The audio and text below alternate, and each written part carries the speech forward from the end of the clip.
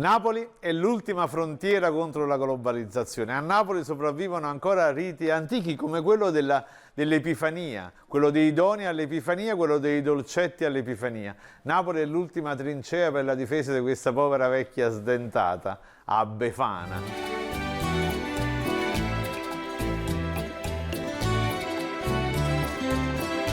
Ma perché la tradizione dei dolciumi la notte dell'Epifania? Me lo spiegava sempre mio padre, studioso di cristologia, papà era diacono. Beh, la storia è nota, i re magi arrivano a Betlemme a omaggiare la nascita del Cristo. Beh, cosa accade? Come arrivano? Loro hanno un navigatore particolare, ovvero la stella cometa, seguono la stella cometa, ma arrivati a Betlemme, la stella cometa dice: guagliù, siamo arrivati, mo vedetevela voi. E allora loro chiedono a una vecchina, una vecchia acida, dove fosse il luogo del Cristo nascente, ma lei si rifiuta di seguirli e non li vuole aiutare. Subito dopo però se ne pente e allora va in giro in tutte le case cercando i bambini appena nati e portando dei dolciumi, sperando di trovare appunto il Cristo appena nato. Ecco perché all'Epifania ci tocca riempire la calza di bambini e delle fidanzate immancabilmente. A Napoli fino a una quarantina di anni fa, come devo dire, esisteva solo l'Epifania, non esisteva certo Babbo Natale. I regali, se arrivavano, arrivavano all'Epifania. Era l'epoca dei vestiti a crescenza, era l'epoca delle calze vere, si utilizzavano calze vere perché l'Epifania era anche l'occasione per donare un paio di calze nuove al bambino, insomma. Però non voglio fare Otaluorno, insomma, il nostalgico. Pensate che mio padre immancabilmente nella calza ci metteva il pezzo di carbone, no? Io l'ho fatto quando mia figlia era piccola, pianti che sono durati settimane, perché veramente oggi è tutto politicamente scorretto. Se per questo mio padre negli anni 70, eravamo 3 figli maschi, ci regalava sempre una pistola, no? Una pistola. Oggi pure quella sarebbe politicamente scorretta, donare una pistola. Ora, una pistola per 3 fratelli, immagina quindi i mazziatoni. Quella pistola però poi intorno a febbraio spariva e ricompariva miracolosamente all'Epifania successiva. Beh, questa era la mia infanzia un po' complicata.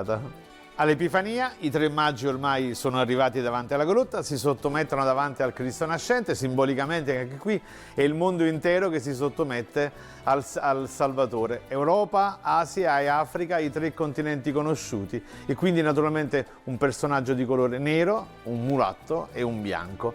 A casa mia noi tenevamo tre serie di magi, no? Beh, forse in tutte le case. Quella da lontano sui cammelli che si avvicinavano, poi c'era quella lì un po' più grande quando sempre sul cammello quando i magi si approfincavano alla grotta, e poi il 6 gennaio, ecco, erano scesi ormai dal cammello, si inginocchiavano davanti alla grotta. A noi 3 figli toccava sempre fare i 3 magi, naturalmente. Papà ci teneva assai e ovviamente pure lì litigavamo perché c'era chi portava l'oro, chi portava l'incenso, ma soprattutto a me, che ero il soggettone di famiglia, toccava portare la mirra. Ora sapete che la mirra, insomma, alla fine cos'è? È questa resina gommosa che serviva per imbalsamare i morti. Ma chi la voleva portare sta mirra? E la sera prima dell'Epifania tutti quindi ai mercatini della Befana per riempire le calze e per comprare regalini. Il giorno dell'Epifania vecchie sdentate con la scopa in tutta la città di Napoli. Con l'Epifania siamo ormai al capolinea, le feste sono definitivamente finite,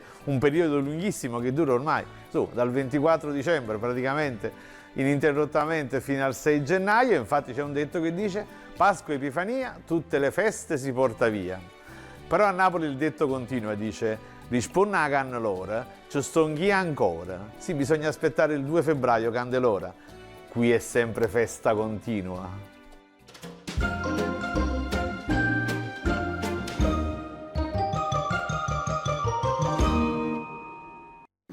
A nave cammina e a fava si cosce, fa cavera a mare, vi calisce. Il calendario napoletano del mare 2025, 365 modi di dire legati alla cultura del mare commentati da Amedeo Colella, in tutte le librerie e in cartolibrerie.